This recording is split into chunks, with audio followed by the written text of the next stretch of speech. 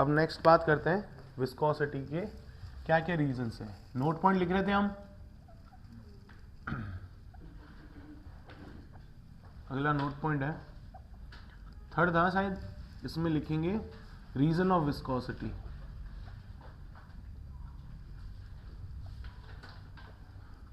Viscosity के कारण क्या है, विस्कोसिटी किस किस कारण से होती है। विस्कोसिटी के दो कारण हैं, एक तो है कोहेजन और एक है मॉलिक्यूलर मोमेंटम एक्सचेंज।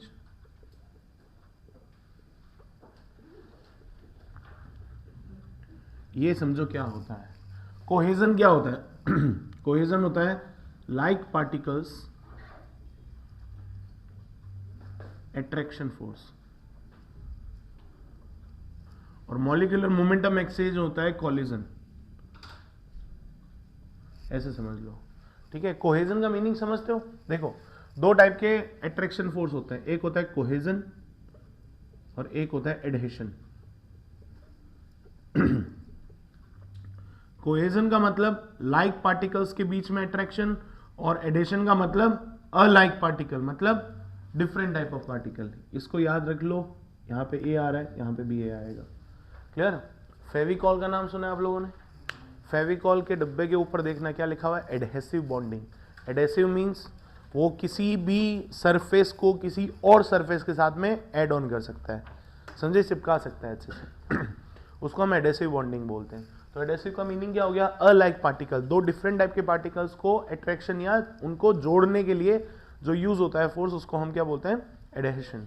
और लाइक मॉलिक्यूल्स मतलब सेम टाइप के पार्टिकल के बीच में अट्रैक्शन फोर्स लगता है, उनको क्या बोलते हैं, कोहेजन। क्लियर है। ये चीज का खास ध्यान रखना, ये लिख लेना बस। रीजन ऑफ विस्कोसिटी क्या होता है, कोहेजन और मॉलिक्यूलर मोमेंटम एक्सचेंज। नाम से पता चला है मॉलिक्यूल मोमेंटम एक्सचेंज, मतलब आप जिस मोमेंटम से आ रहे हो आप अपना मोमेंटम मुझे दे देते हो। क्लियर। इस चीज को समझो। हमने एक केस किया था जब परफेक्टली इलास्टिक कॉलिजन होता है और उसके अंदर E की वैल्यू 1 होगी और हेड ऑन, अगर आपका हेड ऑन कॉलिजन है तो हम क्या करते हैं, हमारा जितनी भी वेलोसिटी है एज इट इज सामने वाले को ट्रांसफर हो जाती है। ऐसा होता है नहीं होता। मान लो आप भागते हुए आए, आपका मास मेरा मास सेम है, आप भागते हुए आए और हेड ऑन कॉलिजन हुआ और E की वैल्यू 1 है। क्लियर। ये तीन कंडीशन होनी चाहिए, मास सेम, सारे मॉलिक्यूल का मास सेम होता है, E equals to 1, perfectly elastic collision भी होता है। तो आप, और मास सेम हो गया, परफेक्टली इलास्टिक कॉलिजन हो गया। मान लो मैं एट रेस्ट पे हूं और आप भागते हुए आए कोई v वेलोसिटी के साथ में, आप मुझसे टकराए, तो अब आप रेस्ट पे हो जाओगे और मैं उसी v वेलोसिटी से आगे भागूंगा। क्लियर हुआ कि नहीं हुआ। एग्जैक्ट मोमेंटम ट्रांसफर कर दिया ना आपने, उसी को हम क्या बोल रहे हैं, मॉलिक्यूल मोमेंटम एक्सचेंज हो रहा है। मतलब इसका मोमेंटम दूसरे को और पीछे वाले का मोमेंटम आगे वाले को, 1 2 3 1 2 3 ऐसे चलता जाता है। क्लियर है। अब इन दोनों को देखते हैं हम लिक्विड और गैस के अंदर। ठीक है। लिक्विड के अंदर क्या होता है, इन लिक्विड्स कोहेजन ज्यादा डोमिनेटिंग होता है। किससे, मॉलिक्यूलर मोमेंटम एक्सचेंज से। और इन गैस के अंदर कोहेजन कम होता है। किससे, मॉलिक्यूलर मोमेंटम एक्सचेंज से। तो अब टेम्परेचर की बात करते हैं। Viscosity versus temperature. अगर आपने टेम्परेचर बढ़ाया तो लिक्विड के अंदर विस्कोसिटी की वैल्यू कम हो जाएगी। क्लियर है। और गैस के अंदर विस्कोसिटी की वैल्यू बढ़ जाएगी। सर ऐसे कैसे। देखो, कोहेजन का मीनिंग क्या हो गया, मैंने एक पेन के साथ में दूसरा पेन ऐसे कनेक्ट कर रखा है, ठीक है, और इसी की वजह से विस्कोसिटी आ रही है। आप अगर टेम्परेचर बढ़ाओगे तो इन दोनों के बीच में बॉन्ड तो टूटेगा ना। समझे नहीं समझे, इन दोनों के बीच में बॉन्ड टूटेगा। तो देखो ऐसा समझो, विस्कोसिटी को कैसे समझाएं, जैसे सर्दियों में घी जो है, हमारे घर में घी होता है, वो घी जो है जिस डब्बे में डाल रखा है वो घी एकदम यूं गाढ़ा सा हो जाता है ना, सेमी सॉलिड जैसा हो जाता है, ऑलमोस्ट। समझ पा रहे हो नहीं समझ पा रहे हो।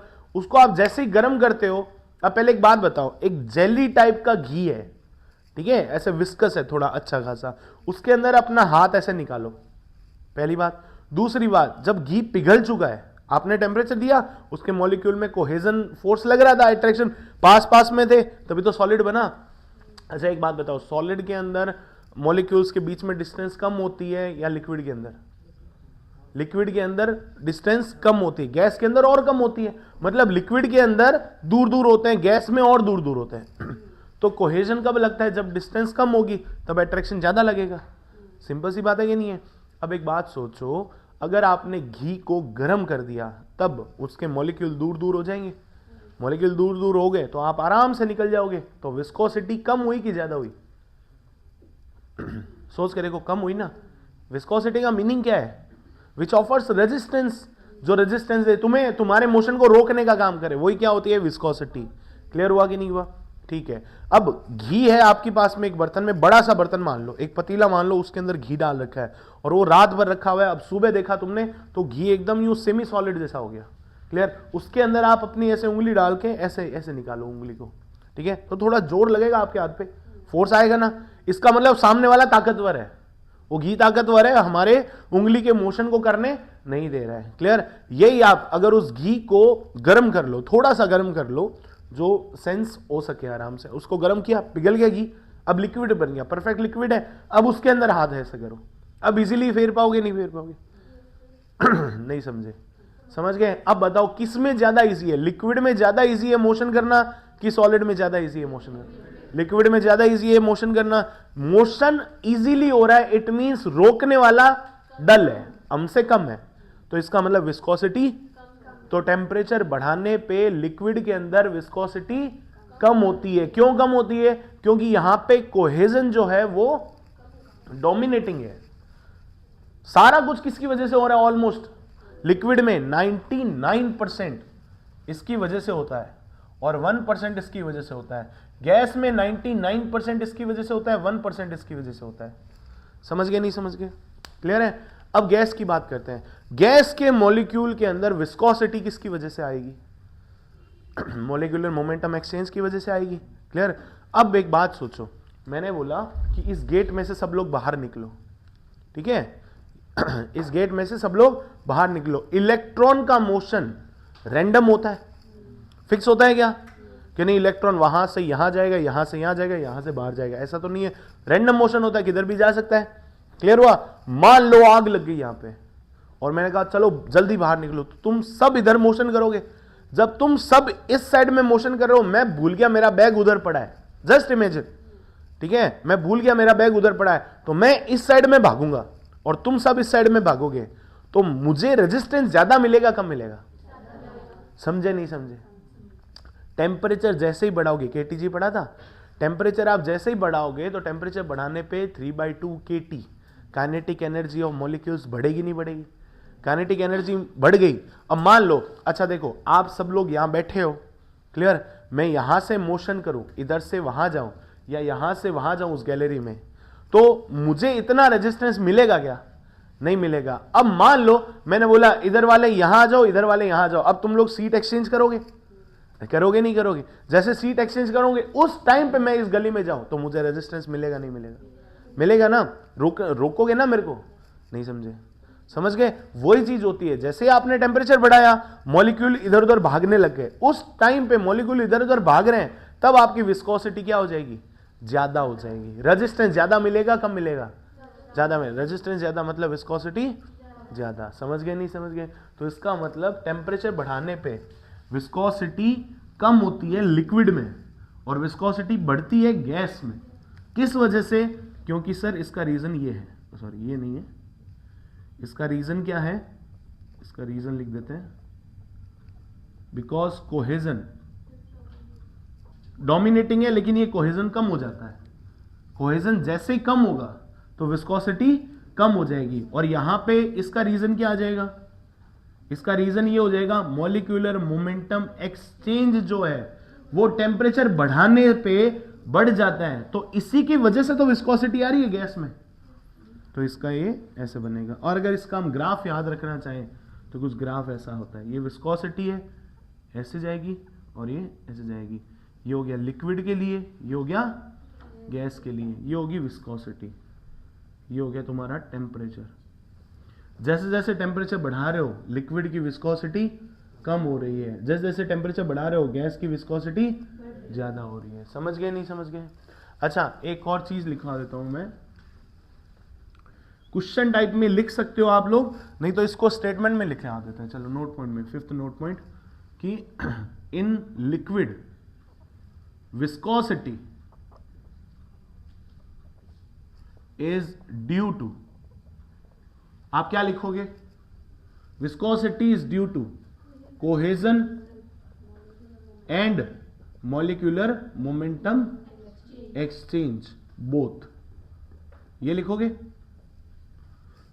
अगला टॉपिक आया, इसमें बोला in liquid viscosity is mainly due to, अब क्या लिखोगे? कोहेजन आएगा। कोहेजन क्या? Cohesion only. समझ गए मेरी बात? क्यों? क्योंकि डोमिनेटिंग है कोहेजन। डन। अगला अगर सेम ऐसे ही पूछ लिया जाए आपको गैस के लिए, सेवंथ में, in gas viscosity is due to, क्या लिखोगे? बोथ लिख देंगे, both molecular momentum exchange and cohesion. सही बात है।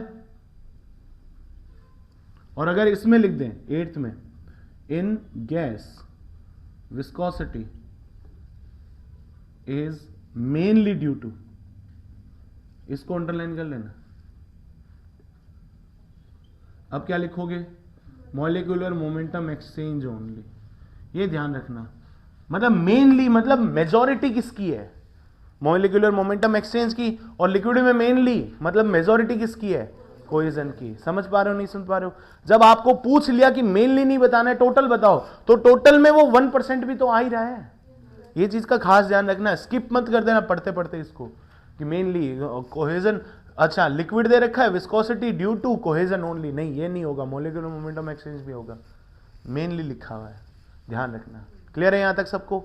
चलो फटाफट नोट करो, फिर काइनेटिक विस्कोसिटी पढ़ते हैं।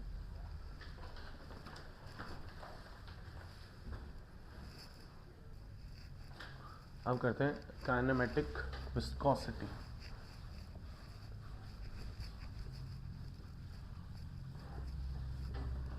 देखो काइनेमेटिक विस्कोसिटी एक छोटा सा नोट पॉइंट है, इसके नीचे ही लिख सकते हो आप, 8-9 नंबर पॉइंट डाल के, तो अलग सा हेडिंग लिखिए तो कोई बात नहीं।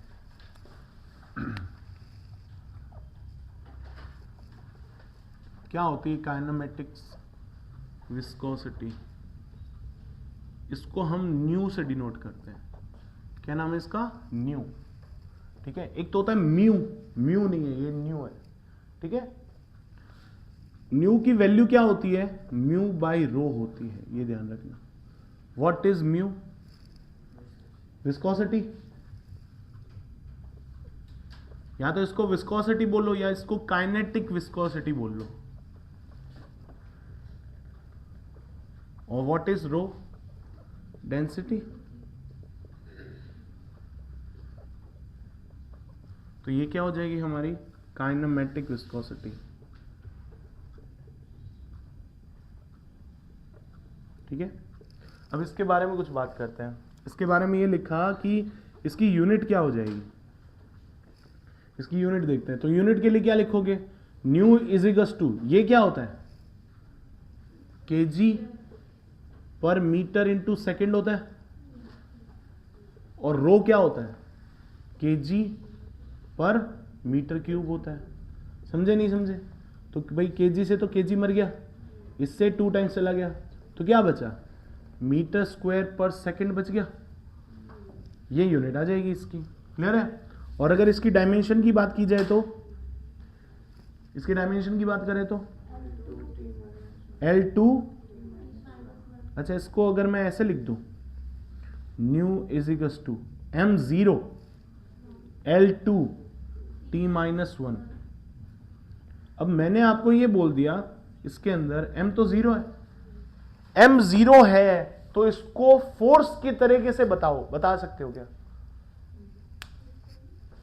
यहां पे M नहीं है, तो क्या यहां से फोर्स को डेराइव किया जा सकता है? न्यू से नहीं किया जा सकता। फोर्स की डायमेंशन क्या होती है? m1 l1 t minus 2। तो l है, t है, लेकिन m नहीं है। बिना m आप फोर्स मान सकते हो क्या? नहीं मान सकते। तो फोर्स आ नहीं रहा, फोर्स नहीं आ रहा, तभी तो इसका नाम क्या है? काइनेमेटिक्स है। याद आया नहीं है? काइनेमेटिक्स और काइनेटिक में फर्क क्या होता है? F इक्वल्स टू ma है ना। फोर्स ही मेरी माँ है, फोर्स ही मेरे पा है। अरे पढ़ा है नहीं पढ़ा? तो देखो काइनेमेटिक्स, तो इसमें ma आ गया, इसका मतलब इसमें फोर्स इंक्लूड नहीं होना चाहिए। तो क्या विदाउट यूजिंग m आप यहां पे फोर्स दिखा सकते हो क्या? नहीं दिखा सकते। तो आप क्या बोलोगे? Since mu is not a function of force, that's why it is called kinematic। समझे मेरी बात? नहीं समझे? इसका कारण ये है। अब इसकी एक बार यूनिट की बात करते हैं। पहले यहां देखो, इसकी यूनिट ये है, तो SI यूनिट क्या हो जाएगी? मीटर स्क्वायर पर सेकंड। CGS की बात करते हैं, तो CGS क्या होगी? मीटर स्क्वायर है, मीटर स्क्वायर को चेंज करो। चलो 1 मीटर स्क्वायर पर सेकंड इज इक्वल्स टू 1 पड़ा है, मीटर स्क्वायर की जगह सेंटीमीटर लिखना है, तो 10⁴ सेंटीमीटर स्क्वायर पर सेकंड हो जाएगा। क्लियर हुआ कि नहीं हुआ? ये जो सेंटीमीटर स्क्वायर पर सेकंड है, इसको बोलते हैं स्टोक, स्टोक्स बोल सकते हो। क्लियर है? तो हम ये भी बोल सकते हैं कि sir 1 Stokes is equals to क्या होना चाहिए? 10⁻⁻⁴ मीटर स्क्वायर पर सेकेंड। समझ गए नहीं समझ गए बताओ? क्यों? क्योंकि ये 10⁻⁴ इधर है, इधर आ जाएगा। तो 1 स्टोक कौन सी यूनिट है? ये वाली कौन सी यूनिट है इसकी? CGS unit of kinematic viscosity. समझ गए नहीं समझ गए? ये होती है काइनेमेटिक विस्कोसिटी। क्लियर है सबको? अब हम बनाने वाले हैं फोर्स। कौन कौन से? अब देखो एक बात बताता हूं तुम्हें, 2 टाइप के हम लिक्विड में फ्लो कर सकते हैं। या तो हम शिप की तरह तैरे, क्लियर, और या फिर हम सबमरीन की तरह अंदर जाए। तो 2 टाइप से मोशन हो सकता है ना फ्लूइड के अंदर। आप सोच के देखो फ्लूइड में कैसे कैसे आप मोशन कर सकते हो। या तो शिप बन जाओ, तो आधा पानी में और आधा ऊपर, मतलब आप फ्लोटिंग कंडीशन में हो। और फ्लोटिंग कंडीशन में हो तो आपके पास में अगर आप फ्लोटिंग कंडीशन में हो तो आपके पास में फ्री सरफेस दिख रही है। आपको दिख रही है? नहीं दिख रही? लेकिन अगर आप सबमरीन में हो तो क्या आपको फ्री सरफेस दिख रही है? नहीं दिख रही ना। तो जहां पे भी फ्री सरफेस से कांटेक्ट आएगा वहां पे ये विस्कोसिटी काम आएगी, तो विस्कस फोर्स काम आएगा। और जहां पे भी अगर लिक्विड के अंदर मोशन होगा, जिसको हम सबमर्ज्ड बॉडी बोलते हैं, सबमरीन है ना, सबमरीन मींस सबमर्ज्ड बॉडी, तो जहां पे भी सबमर्ज्ड बॉडी आएगी वहां पे स्टोक्स थ्योरम आएगी। समझ गए मेरी बात? नहीं समझ गए? स्टोक्स थ्योरम के अंदर फोर्स ऑफ विस्कस अलग टाइप से लगता है, उसका अलग फॉर्मूला होता है। क्लियर? वो फॉर्मूला हम डिराइव करने वाले हैं। समझे मेरी बात? तो 2 टाइप के विस्कस फोर्स होंगे, एक होगा सरफेस टू सरफेस और एक होगा इन द वाटर या फिर इन द लिक्विड। समझ गए मेरी बात? पहले इसको नोट करो, फिर करते हैं हम स्टोक्स थ्योरम को।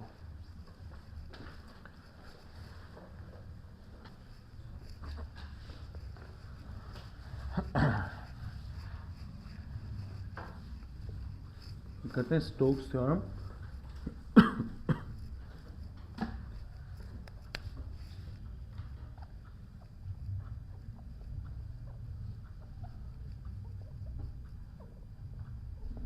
स्टोक्स थ्योरम के बारे में पढ़ते हैं। देखना गौर से क्या चीज होती है। पहले हम बात करते हैं विस्कस फोर्स के बारे में। विस्कस फोर्स क्या होता है? FV। ये 2 टाइप से काम करता है। एक तो काम करता है सरफेस टू सरफेस, और एक काम करता है सबमर्ज्ड बॉडी के लिए। सबमर्ज्ड बॉडी मींस जैसे सबमरीन हो गया, और ये सरफेस टू सरफेस हो गया जैसे शिप हो गया। अगर शिप के लिए बात करें तो फोर्स ऑफ विस्कस क्या होता है? देखो टो इज इक्वल टू क्या होता है? म्यू du/dy होता है, पढ़ा था हमने न्यूटन्स लॉ ऑफ विस्कोसिटी। और यहां पे अगर फोर्स लिख दिए तो viscous force is equal to mu A D by D Y, ये होता है विस्कस फोर्स। ठीक है, लेकिन अगर सबमर्ज्ड बॉडी की बात कर लीजिए, सबमरीन है, तो वहां पे फोर्स ऑफ विस्कस क्या होता है, किस किस पे डिपेंड करता है, शेप एंड साइज पे डिपेंड करता है, तो उसको रेडियस या डायमीटर मान लेंगे। क्यों? क्योंकि बाय डिफॉल्ट कोई भी ऑब्जेक्ट का साइज या शेप कैसी मानी जाती है, स्फेरिकल मानी जाती है, तो और स्फेयर को डिफाइन करने के लिए सिर्फ और सिर्फ रेडियस चाहिए। क्लियर है? तो हम यहां पे मान लेंगे रेडियस, दूसरा होता है वेलोसिटी और तीसरा होता है विस्कोसिटी। तो हम यहां पे लिखते हैं, देखो इसका आंसर क्या हो जाएगा, 6 pi mu are V. What is V? V is velocity, object का वॉल्यूम नहीं है। ठीक है, ये फॉर्मूला कैसे आया सर, वो फॉर्मूला डिफाइन कर देते हैं हम। तो यहां पे डेरिवेशन देखते हैं। तो विस्कस फोर्स, ये कौन सा विस्कस फोर्स है, स्टोक्स का विस्कस फोर्स है जो सबमर्ज्ड बॉडी के लिए लगता है। तो ये किस पे डिपेंड करता है, डिपेंड्स ऑन शेप और साइज, मतलब रेडियस की बात कर लेते हैं। दूसरा स्पीड, मतलब वेलोसिटी की बात कर लेते हैं। और तीसरा विस्कोसिटी, म्यू की बात कर लेते हैं। इन पे डिपेंड करेगा। ठीक है, तो हम ये बोल रहे हैं force of viscous is depending upon, is directly proportional to, R की पावर कितनी है पता नहीं, ठीक है, इनटू वेलोसिटी की पावर कितनी है पता नहीं, म्यू की पावर कितनी है पता नहीं। क्लियर है? लेकिन फोर्स की वैल्यू पता है हमें, जैसे प्रोपोर्शनलिटी हटेगा तो कोई ना कोई कांस्टेंट आएगा। चलो पहले इसको सॉल्व करते हैं। इसकी डायमेंशन क्या होती है, m1 l1 t-2 is directly proportional. r क्या है, रेडियस है, रेडियस की dimension l1 power a, velocity की dimension l1 t-1 power b, और म्यू की डायमेंशन क्या होती है, अभी लिखा था kg मीटर सेकंड, तो m1 l-1 t-1, तो क्या हो जाएगा m1 l-1 t-1 power c। Clear हुआ? सॉल्व कर देते हैं इसको। m1 l1 t-2 is directly proportional, m की पावर कितनी, m इसमें भी नहीं इसमें भी नहीं, m की पावर कितनी होगी c। l की पावर बताओ, m l है ना, l की पावर क्या है 1, तो a हो गया, और कौन है b प्लस b, और यहां पे माइनस c, तो l भी निपट गया। t की पावर और निकाल लेते हैं यहां नहीं है, यहां है t, तो क्या हो जाएगा माइनस का b, और यहां से माइनस का c। समझ गए नहीं समझ गए? दोनों साइड कंपैरिजन किया तो m की पावर c आ रही है, m की पावर 1 आ रही है, तो c की वैल्यू क्या आ गई 1, और कौन आ रहा है l की वैल्यू कितनी आ रही है, a प्लस बी माइनस सी की वैल्यू 1, यहां से माइनस बी माइनस सी की वैल्यू कितनी आ रही है -2। क्लियर है? यहां से क्या मिला हमें, c की वैल्यू 1 मिल गई। यहां देखो ये माइनस कॉमन ले लिया, अगर यहां पे माइनस कॉमन ले लिया तो इससे तो ये निपट गया। तो b प्लस सी की वैल्यू कितनी होगी 2, c की वैल्यू ऑलरेडी 1 है, तो b को क्या होना पड़ेगा 1 होना पड़ेगा, तो b को भी क्या होना पड़ा 1 होना पड़ा। जब c और b दोनों 1 1 है, c और b दोनों 1 1 है, इससे ये कैंसिल हो गया, तो a की वैल्यू भी यहां से क्या आ गई, तो सारी वैल्यूज आ गई। तो इसकी वैल्यू को उठा के कहां रखें, यहां पे रख दो। तो force of viscous, Stokes theorem, directly proportional to radius की पावर 1, वेलोसिटी की पावर 1 और म्यू की पावर भी 1। ऐसे आ गया। प्रोपोर्शनलिटी हटता है तब हमारे पास में कोई ना कोई कांस्टेंट आता है, तो कोई कांस्टेंट लिख देंगे k, r v mu. By experiment k is equal to निकाला जाता है 6 पाई, तो फोर्स ऑफ विस्कस की वैल्यू क्या होगी 6 pi mu are V. Clear और नॉट? और क्या लिख सकते हैं, देखो अगर मैं इसको 3 इंटू 2 लिख दूं तो 2 इंटू आर हो जाएगा, डबल रेडियस मतलब डायमीटर, तो हम इसको लिख सकते हैं 3 पाई म्यू डी वी। समझे नहीं समझे? Where D is diameter. समझे नहीं समझे? ये फोर्स कब काम करेगा, ये फोर्स तब काम करेगा जब बॉडी डूबी हुई होगी, जब सबमरीन के लिए हम विस्कस फोर्स निकालेंगे। क्लियर है? विस्कस फोर्स एक रेजिस्टिव टाइप का फोर्स है, रेजिस्टेंस प्रोवाइड करता है, तो मोशन के जस्ट अपोजिट काम करेगा। क्लियर और नॉट? क्लियर है? अब इसको नोट कर लो, ये था तुम्हारा विस्कस फोर्स। डन करो।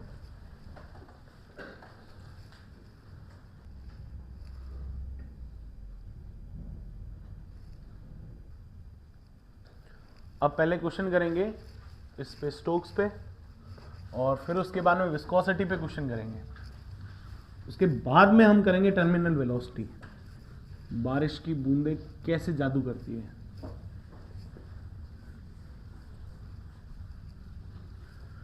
चलो एक थोड़ा सा क्वेश्चन कर दो। मान लो एक स्फेरिकल टाइप का ऑब्जेक्ट है, ठीक है, इसकी जो रेडियस दे रखी है दैट इज 0.5 मीटर, इसका मास मान लो 9.4213 ना, 42 kg, 9.42 kg, 14 होता ना,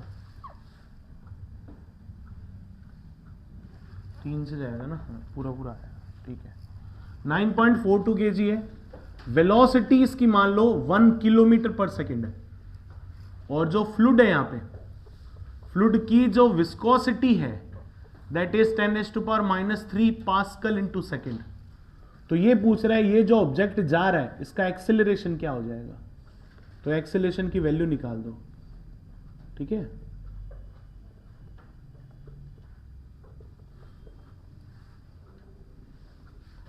तो और ऑप्शन लिख लो, acceleration A is equals to 1 metre पर सेकेंड स्क्वायर, 2 मीटर पर सेकेंड स्क्वायर, 0.5 मीटर पर सेकेंड स्क्वायर, या नन ऑफ दी अबव। फटाफट कर दो, बहुत इजी सा क्वेश्चन है, करें। देखो मान लेते हैं इसने क्वेश्चन में क्या बोला है, कहता है a spherical body of radius 0.5 metre moving in a fluid. In a fluid है मतलब पानी के अंदर बह रहा है कि बाहर बह रहा है, अंदर है, तो इसका मतलब कौन सा विस्कस फोर्स काम करेगा, न्यूटन का विस्कस फोर्स की स्टोक्स का, स्टोक्स का। तो स्टोक्स का विस्कस फोर्स क्या होता है स्फेरिकल बॉडी के लिए, 6 पाई म्यू आर वी होता है। तो फोर्स हमें नहीं पता, 6 पता है, पाई की वैल्यू 3.14 होती है, म्यू की वैल्यू गिवन है क्या 10⁻³ रेडियस गिवन है 1/2 मतलब 0.5 है 1/2, वी की वैल्यू कितनी है 1 किलोमीटर पर सेकेंड मतलब 10⁻³ मीटर पर सेकेंड। क्लियर हुआ? इससे तो ये मर गया, समझे नहीं समझे? अब एक बात बताओ, इसकी वैल्यू कितनी आ गई, ये तो हो गया 3 टाइम्स, तो कितना आया 3 × 3.14। फोर्स ऑफ विस्कस कितना है, force of F equal to क्या होता है, एम ए होता है नहीं होता, तो ए की वैल्यू कितनी होगी, ये कितना हो गया 9.42, और ये मास कितना दे रखा है 9.42, तो कितना हो गया 1 मीटर पर सेकेंड स्क्वायर। हो गया ना आंसर, इतना इजी क्वेश्चन है। डन है, करो।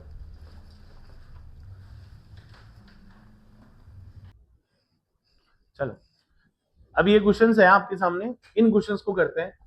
क्या लिखा हुआ है, a flat plate of area this. तो एक फ्लैट प्लेट है ऐसे समझ लेते हैं, ठीक है, एक फ्लैट प्लेट है जिसका एरिया गिवन है, ये रहा एरिया हमारे पास में, ठीक है sir. Is pulled with the speed of 0.4 metre पर सेकेंड, इसको खींचा जा रहा है 0.4 मीटर पर सेकेंड से relative to the another plate, एक और प्लेट है उसके साथ में इसकी वेलोसिटी इतनी है, तो हम इन दोनों की रिलेटिव प्लेट मानेंगे, तो इसको एट 0 मान लो, तो ये चल नहीं रही है। अगर ये स्टॉप है और ये चल रही है, इसका मतलब इन दोनों की रिलेटिव वेलोसिटी 0.4 मीटर पर सेकेंड होगी, ठीक है। और ये कहां पे लोकेटेड, एट डिस्टेंस ऑफ 0.15, तो यहां पे कौन हो गया 0.15 mm, तो इनके बीच की डिस्टेंस कितनी होगी 0.15 mm, इतनी दूर पे है ये plate from it. If the fluid separating them, अगर इन दोनों के बीच में फ्लूइड भरा हुआ है, तो वही तो इसको रोकने का काम कर रहा है। इस फ्लूइड की विस्कोसिटी कितनी होगी वही तो निकाल रहा है, तो इसकी विस्कोसिटी कितनी दे रखी है 1 पॉइस दे रखी है। क्या 1 पॉइस को मैं 1/10 पास्कल इंटू सेकेंड लिख दूं, क्योंकि 10 poise equal to 1 pascal into second होता है, ये ऐसा ही यूनिट है इसकी। क्लियर है, तो हमने ऐसे लिख दिया। देन फोर्स निकालना है। अब फोर्स कैसे निकालोगे, फटाफट देखो, एफ फोर्स। अब इसने बोला है कि ये फोर्स निकालो जो रिक्वायर कर रहा है कि इस स्पीड को मेंटेन करने के लिए। अब एक बात समझो, अगर आप इस साइड में जा रहे हो तो आप एक फोर्स लगा रहे हो, तो वो फोर्स और आपके ऊपर लगने वाला रेजिस्टेंस फोर्स दोनों इक्वल हो जाए तो आप कांस्टेंट वेलोसिटी से मूव करोगे ना, क्योंकि नेट फोर्स जीरो हो गया तो मतलब नेट एक्सेलरेशन जीरो हो गया। अगर एक्सेलरेशन जीरो हो गया तो कांस्टेंट वेलोसिटी से मूव किया जा सकता है। क्लियर है, तो जितना फोर्स आप लगा रहे हो खींचने के लिए, उतना का उतना फोर्स क्या लग गया, विस्कोसिटी ने खा गया। तो विस्कस फोर्स के बराबर ही हमें फोर्स लगाना पड़ेगा। तो विस्कस फोर्स निकाल लेते हैं। विस्कस फोर्स की वैल्यू कितनी होती है, mu A D U by D Y. Mu की वैल्यू कितनी है, 1/10 पास्कल इंटू सेकेंड, और एरिया कितना है 1.5 10⁻⁶ मिलीमीटर स्क्वायर है, तो 10⁻⁻6 आ जाएगा मीटर स्क्वायर में। देखो ये 10⁻⁻ कितना होता है, -3 का स्क्वायर -6 आ गया, तो इससे तो ये निपट गया। ठीक है, अब du की वैल्यू, du कितना है, u की वैल्यू 0.4, तो 0.4, और इन दोनों के बीच की डिस्टेंस 0.15 mm है, तो 10⁻⁻³ और लगाएंगे। क्लियर हुआ कि नहीं हुआ। अब अगर ये आ गया तो इसको देखो, ये 1.5 है तो यहां से उड़ाए तो यहां पे 10, यहां से उड़ाए तो यहां पे 100। क्लियर है, ये 100 से ये 100 चले गए, 15 से 15 चले गए, बचा गया वो, उसकी वैल्यू कितनी आ गई 0.4 10⁻³ आ गया। क्लियर है, अगर इसको लिखें तो क्या हो जाएगा 400 न्यूटन आ गया आंसर। और अब तुम्हें क्या निकालना है, पावर निकालनी है। पावर क्या होती है, फोर्स इंटू वेलोसिटी। फोर्स कितना है 400, वेलोसिटी कितनी है 0.4, कैलकुलेशन की कितना आ गया 160 वॉट आ गया। समझे नहीं समझे, ये हो गया तुम्हारा आंसर। डन। अब करते हैं ये वाला और क्वेश्चन, ये भी देख लो कैसे है।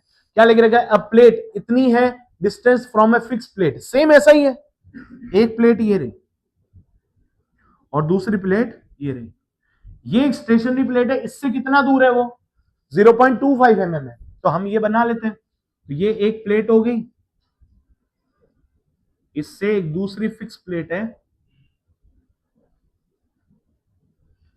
ठीक है, ये फिक्स होगी, इसका u 0 हो गया, वेलोसिटी 0 है, और ये कितनी वेलोसिटी से जा रही है 0.6 मीटर पर सेकेंड लिख दूं, क्यों, क्योंकि 60 सेंटीमीटर है, तो कितना लिखा जाएगा 0.6 मीटर पर सेकेंड। क्लियर। अब ये कितना फोर्स लगा रहा है, देखो ये फोर्स नहीं है, ये क्या चीज है, ये हमारे पास में शियर स्ट्रेस है, न्यूटन पर मीटर स्क्वायर है शियर स्ट्रेस। तो हम क्या लिखेंगे, shear stress is equal to mu D U by D Y होता है। म्यू की वैल्यू क्या दे रखी है 2 न्यूटन पर मीटर स्क्वायर, म्यू की वैल्यू सर पता नहीं, इनटू डी की वैल्यू कितनी है 0.6, dy की वैल्यू, इन दोनों के बीच की डिस्टेंस कितनी है 0.025 mm, तो हमने लिख दिया 0.025 mm, mm मतलब 10⁻⁻3। समझ गए नहीं समझ गए, ठीक है, सब कुछ आ गया। अब म्यू की वैल्यू है किसमें, देखो क्या लिखा हुआ है x इंटू 10⁻⁻4 पॉइज। अब देखो गौर से मैं क्या लिख रहा हूं, ये हो गया x इंटू 10⁻⁻4, पॉइज को क्या लिखते हैं 1/10 पास्कल इंटू सेकेंड। समझे नहीं समझे, 1 पास्कल इंटू सेकेंड, और ये कितना दे रखा है 2 पास्कल दे रखा है, न्यूटन पर मीटर स्क्वायर क्या होता है पास्कल होता है। ठीक है सर, डी की वैल्यू कितनी है, डी की वैल्यू है 0.6 मीटर पर सेकेंड, और y की वैल्यू कितनी है 0.025 10⁻⁻3 मीटर। समझ गए नहीं समझ गए। अब देखो गौर से, पास्कल से पास्कल गया, सेकंड से सेकंड गया, मीटर से मीटर गया, तो इसका मतलब x की वैल्यू इंटीजर में आ जाएगी। समझ गए नहीं समझ गए। अब यहां से सॉल्व करते हैं, देखो 2 कट गया इससे 0.3 से, अब इनको सॉल्व कर लेते हैं, तो क्या आ गया x इंटू 10⁻⁻4, और ये क्या बन गया 1/10 है तो 10⁻⁻1, और यहां क्या बन गया 0.3 है, और ये ऊपर आ गया 10⁻3 ऊपर आ गया, और इसको क्या लिखा 0.025।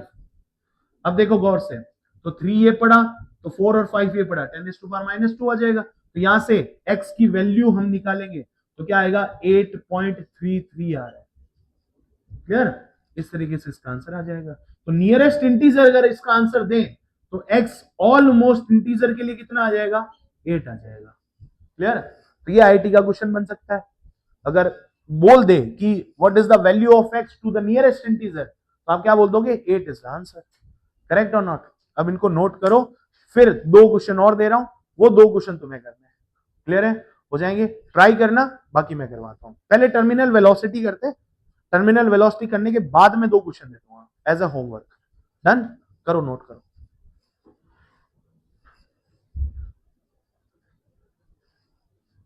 हो गया ये तो? चलो हटाते हैं।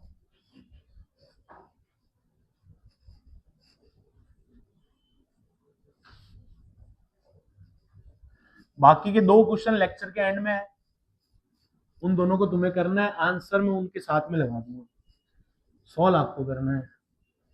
क्लियर है? अरे कर लाओगे होम असाइनमेंट के लिए। बाकी डीपीपी में तो भर भर के क्वेश्चन है। डीपीपी मिली तुम्हें? चलो करके लाना, सॉल्व करना। अब करते हैं टर्मिनल वेलोसिटी। हेडिंग डाल लो आप लोग, टर्मिनल वेलोसिटी।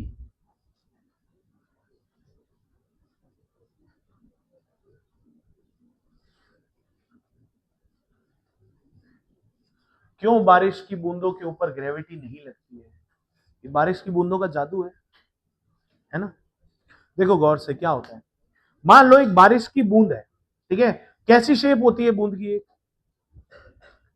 वाटर ड्रॉपलेट है, उसकी बूंद कैसी होती है? अब मान लो जैसे बादल बने, ठीक है, और बादल बनते हैं तो बादल से पानी जब नीचे आता है तो ऐसे समझ लो कि हम एक 50 माले की बिल्डिंग पे खड़े और वहां से एक बाल्टी पानी को ऐसे कर दिया, यूं उल्टा कर दिया, तो आपने तो पानी एक साथ ही गिरा है ना, आपने तो पानी पूरा का पूरा वॉल्यूम ऐसे गिरा है ना। या फिर ऐसे करो कि एक 5 लीटर की पॉलीथीन लो, ठीक है, उसको ऐसे पकड़ो और उस पॉलीथीन को ऐसे कट लगा दो, तो पानी अचानक से नीचे जाएगा ना, लेकिन जब वो नीचे पहुंचेगा ना तो वो छोटी छोटी बूंदों में होगा और वो फिक्स वेलोसिटी से जा रही होगी। समझ में आया? जबकि ग्रेविटी है, पानी की बूंद के ऊपर ग्रेविटी लगनी चाहिए। अरे लगनी चाहिए, नहीं लगनी चाहिए? ये पानी की बूंद के ऊपर ग्रेविटी लग रही है, फिर भी हम बोल रहे हैं कि वो कांस्टेंट वेलोसिटी से नीचे आ रही है। ये कैसे पॉसिबल है? यही तो बारिश की बूंद का जादू है। इसको देखते हैं ये जादू कैसे हुआ। क्लियर? तो इनिशियली मान लेते हैं, हम ऐसे समझते हैं कि हम खुद बादल पे हैं, ठीक है, वहां से पानी गिरा है, जैसे ही पानी गिराएंगे तब ग्रेविटी की वजह से पानी की बूंद नीचे आएगी, आएगी कि नहीं आएगी? और हवा में आएगी कि नहीं आएगी? और मैं भी ये बोल रहा हूं कि air is also a fluid. Air भी क्या है? फ्लूइड है। मैंने ये नहीं बोला कि वाटर है, मैंने ये नहीं बोला लिक्विड है। लिक्विड की ड्रॉपलेट क्या है? हमारे लिए एक सब्जेक्ट है, हमारे लिए एक, मान लो ऐसे, सब्जेक्टिव टू द ग्रेविटी है। क्लियर है? अगर वो नीचे जा रहा है तो हमने उसको मान लिया कि वो एक स्फेरिकल एक बॉल है, वो स्फेरिकल बॉल नीचे आएगी। और बॉल है किसमें? बॉल है किसमें? फ्लूइड के अंदर है। फ्लूइड का नाम क्या है? एयर। सही बात है। अगर कोई भी पार्टिकल फ्लूइड के अंदर होता है, क्या उसके ऊपर बायोन्सी फोर्स काम करता है?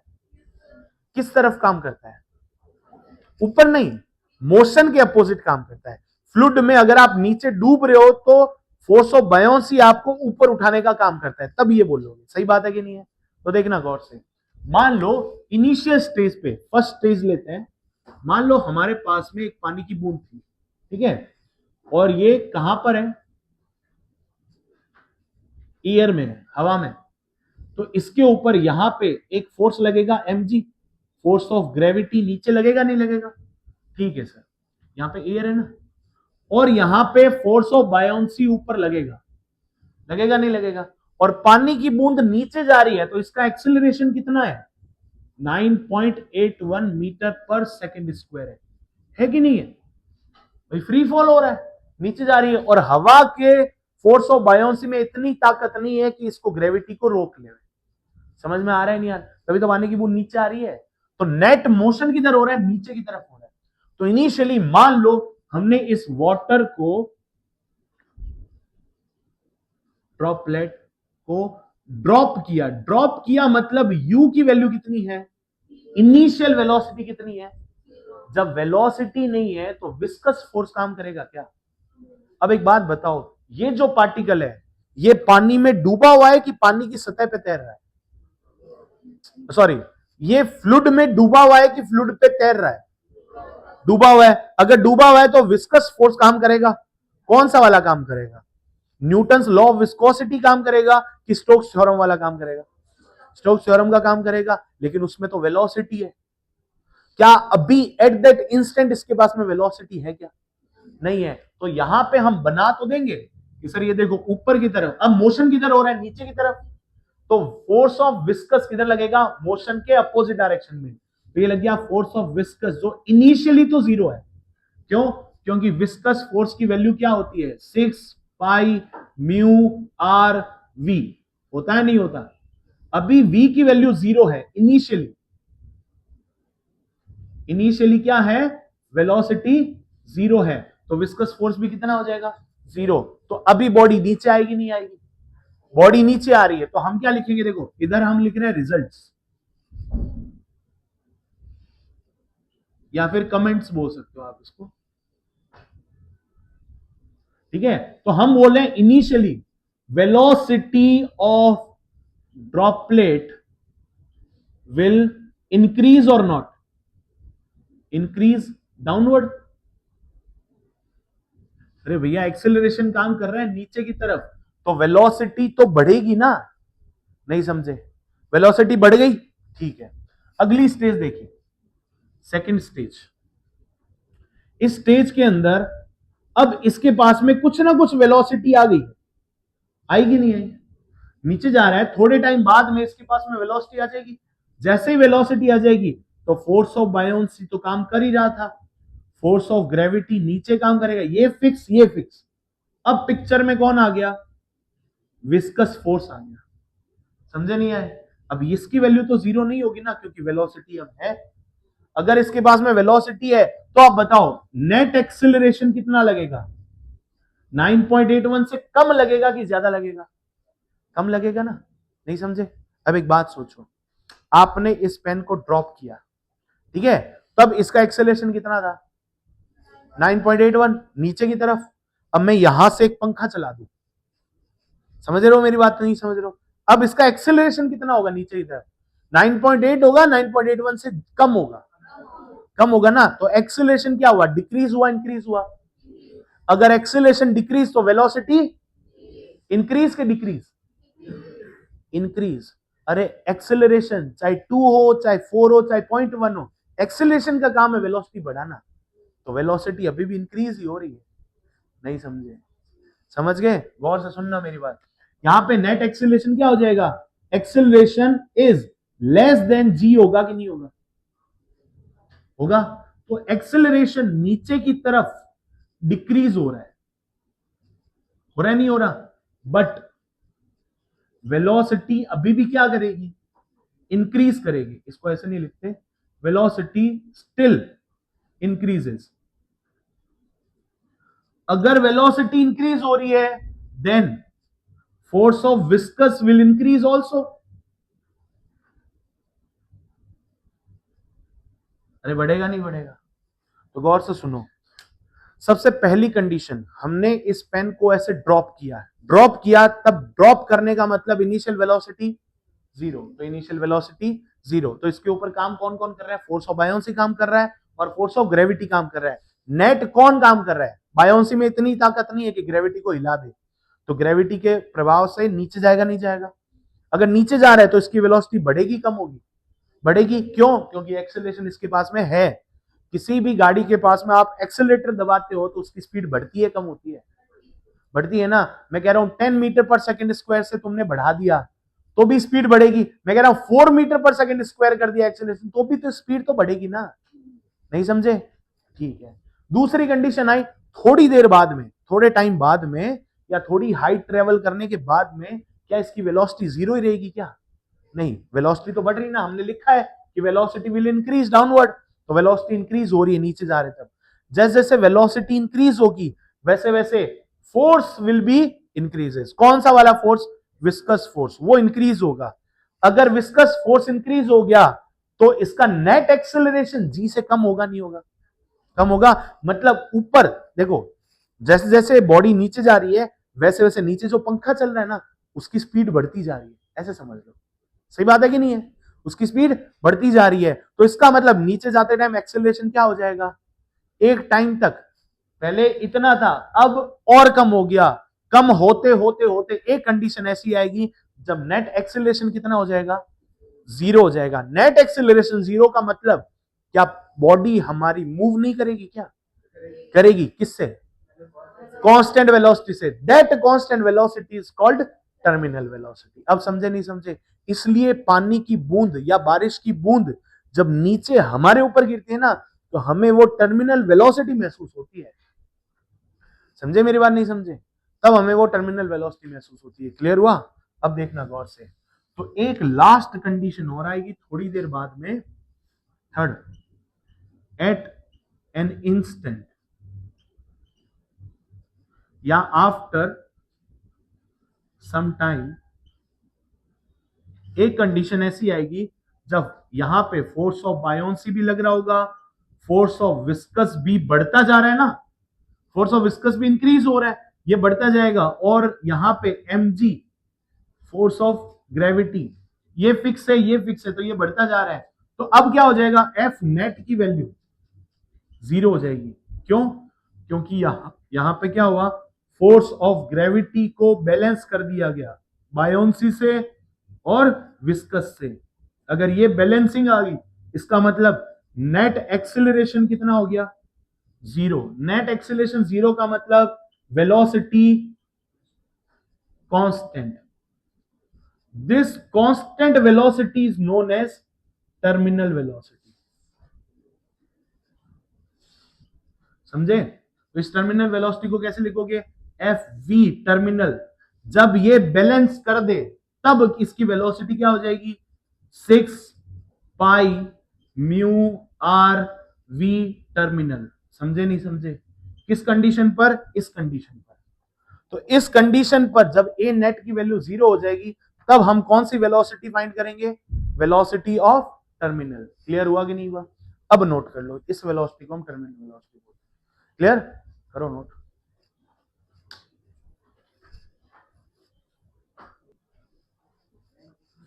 चलो अब इस टर्मिनल वेलोसिटी की वैल्यू निकालते हैं, मतलब इस vt की वैल्यू निकाल के दिखाओ। करें?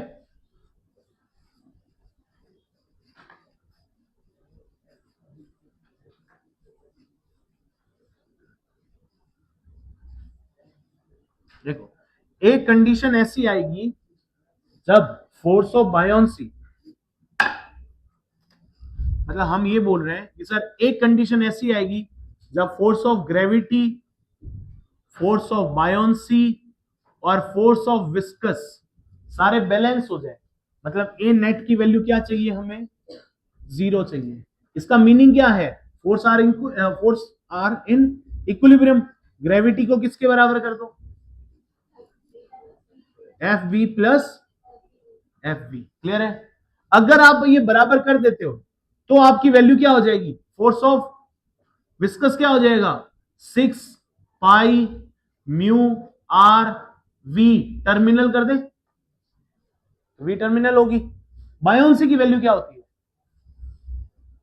बायोन्सी की वैल्यू रो वी जी, याद करो, रो वी जी होती है। अब बायोन्सी के लिए क्या बोलते हो, डेंसिटी किसकी, फ्लूइड की। वॉल्यूम किसका, बॉडी का।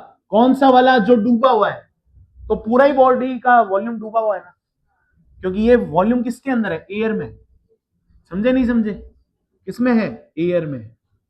तो पूरा ही आएगा। अब mg की वैल्यू लिखते हैं, ये क्या होता है mg, mg को क्या लिख सकते हो, डेंसिटी ऑफ बॉडी। mg के लिए क्या बोलोगे, मेरा mg कितना हो जाएगा, density of body into volume of my body. तो into volume of body into g, rho of fluid volume of body into g plus 6 pi mu r terminal velocity. इसको इधर ले आओ तो क्या बन जाएगा, density of body minus density of fluid into velocity, sorry, volume of body into g is equal to क्या हो गया, 6 pi mu are we terminal. Clear है? इसकी वैल्यू को नीचे ले आओ तो वी टर्मिनल की वैल्यू क्या निकल गई? Volume of body into G into क्या आ जाएगा? Rho of body minus rho of fluid. यहां पे क्या आ जाएगा? 6 पाई म्यू आर। अब एक बात बताओ, बॉडी जनरली कौन से टाइप की होती है? स्फेरिकल शेप की होती है। स्फेयर का वॉल्यूम कितना होता है? 4/3 पाई आर क्यूब। तो अगर हम ये बोलते हैं कि स्फेरिकल बॉडी है, क्योंकि वाटर ड्रॉपलेट है ना, तो स्फेरिकल बॉडी है, तो टर्मिनल वेलोसिटी इतनी होगी। इसकी जगह पे क्या लिखोगे? वॉल्यूम ऑफ बॉडी की जगह 4/3 पाई आर क्यूब। ये वॉल्यूम लिख दिया, ये जी हो गया, डेंसिटी ऑफ बॉडी हो गया, डेंसिटी ऑफ फ्लूइड हो गया, डिवाइडेड बाय क्या हो जाएगा? 6 pi mu R. 6 pi mu R. तो देखो आर से ये ट्वाइस कट जाएगा, है कि नहीं? अब इधर क्या घटा? देखो पाई से पाई मर गया, ये घटा 2 टाइम्स, ये घटा 3 टाइम्स। अब वैल्यू निकालते, देखो वीटी की वैल्यू क्या हो जाएगी? 2 आ गया, आर स्क्वायर आ गया, जी आ गया, और rho of body minus rho of fluid divided by, देखो 3 एरा 3 एरा, तो 9 म्यू हो गया कि नहीं हो गया? ये वाली वैल्यू आई। क्लियर है?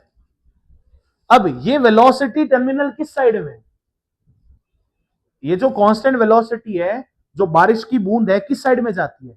नीचे जाती है।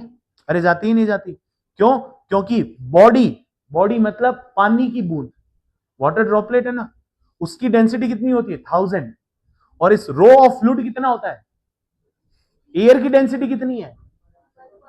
1.2 है। तो बताओ यही ज्यादा हुआ ना, ये पॉजिटिव, तो इसका मतलब ये वाली वैल्यू किस साइड में आ रही है? नीचे आ रही है। अब मैंने तुमसे क्वेश्चन पूछा कि एयर बबल पानी के अंदर ऊपर क्यों आता है? यही पूछा ना। यहां तक ओके? तो ये किधर जाएगी? डाउनवर्ड होगी नहीं होगी? चलो ठीक है। अब मेरा क्वेश्चन अगला ये है, why air bubble flow flowing upward inside water. तो आप कहते हो सर डेंसिटी डिफरेंस की वजह से। यस, एक्चुअली डेंसिटी डिफरेंस की वजह से आता है। उसका प्रूफ कैसे है? वेलोसिटी टर्मिनल निकाल सकते हो। टर्मिनल वेलोसिटी निकालो, 2 आर स्क्वायर जी और 9 म्यू। अब बताओ डेंसिटी ऑफ बॉडी, बॉडी कौन सी ले रहे हो? एयर बबल को बॉडी मान रहे हो ना, तो ये कौन है? Air bubble. यही तो हमारी बॉडी हुई। और है किसमें? ये हमारा कौन है? फ्लूइड है। समझ गए नहीं समझ गए? तो हमें क्या लिखना है? Rho of body. तो rho of body minus rho of fluid. अब बताओ क्या वैल्यू लिखोगे? तो 2 आर स्क्वायर जी 9 म्यू, ये तो सब कांस्टेंट है। बॉडी कौन है? Air bubble. एयर की डेंसिटी कितनी? 1.2। क्लियर है?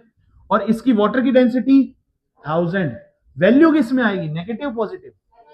नेगेटिव। तो मैंने बोला वीटी की वैल्यू नेगेटिव है। नेगेटिव डाउनवर्ड कर दू? फिजिक्स में नेगेटिव का मतलब क्या होता है? Opposite direction. तो वीटी की वैल्यू क्या हो जाएगी? अपवर्ड। समझे नहीं समझे? इसलिए एयर बबल ऊपर जाता है। प्रूफ हुआ कि नहीं हुआ? डन है सबको? ये था टर्मिनल वेलोसिटी। तो ये डायरेक्ट एक फॉर्मूला है। ये फॉर्मूला नहीं याद है तो आप डायरेक्ट ये लगा सकते हो, ये कंसेप्ट लगाओ, आराम से आंसर। डन है? कर लो नोट। अब इसके बाद में मैं 2-3 क्वेश्चन दूंगा, वो क्वेश्चन आपको करने हैं। Clear? As a home assignment. उसके बाद में कल हम पढ़ेंगे अब सरफेस टेंशन एंड कैपिलरिटी। बस वो हो जाएगा, उसके बाद में आपका फ्लूइड मैकेनिक्स ओवर है।